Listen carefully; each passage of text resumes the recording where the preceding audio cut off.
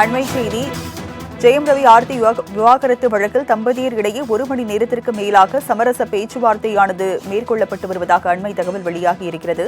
விவாகரத்து வழக்கில் ஜெயம் ரவி ஆர்த்தி தம்பதியர் இடையே 1 மணி நேரத்திற்கு மேலாக சமரச பேச்சுவார்த்தையானது நடைபெற்று வருகிறது. விவரங்களை செய்தியாளர் கிருஷ்ணமூர்த்தி வழங்க கேட்கலாம். கிருஷ்ணமூர்த்தி, விவரங்கள் என்ன? வணக்கம். விவாகரத்து கோரிய வழக்கில் நடிகர் ஜெயம் ரவி மற்றும் அவரின் மனைவி ஆர்த்தி தம்பதியை சமரச தீர்வு மையத்தில் மனம் விட்டு பேச சென்னை குடும்ப நல நீதிமன்றம் இன்றைய தினம் அறிவுறுத்தியிருக்கிறது. நடிகர் ஜெயம் ரவி ஆர்த்தியை காதலித்து கடந்த 2009ஆம் ஆண்டு திருமணம் செய்து கொண்டார். 15 ஆண்டுகால திருமண உறவில் இருவருக்குமே ஏற்பட்ட கருத்து வேறுபாடு காரணத்தினால் இருவரும் தற்போது தனித்தனியாக பிரிந்து வாழ்ந்து வருகிறார்கள்.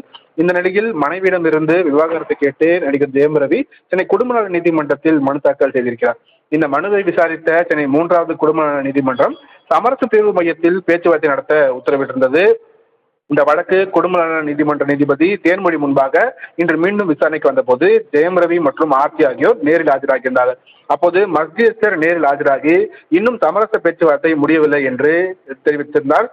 இதையடுத்து சமரச தீர்வு மையத்தில் மனம் விட்டு பேசும்படி ஜெயம் ரவி மற்றும் ஆர்த்தி தம்பதியருக்கு உத்தரவிட்ட நீதிபதி வழக்கின் விசாரணையை ஜனவரி 18ஆம் தேதிக்கு தள்ளி வைத்தார். இந்த நீதிபதியின் இந்த உத்தரவை அடுத்து வழக்கு மீண்டும் சமரச தீர்வு மையத்தில் வந்தபோது ஜெயம் ரவி மற்றும் ஆர்த்தி ஆகியோர் நேரில் ஆஜராகி சுமார் 1 மணி நேரத்திற்கும் மேலாக பேச்சுவார்த்தை நடத்தி தற்போது இருவருமே சென்றிருக்கிறார்கள்.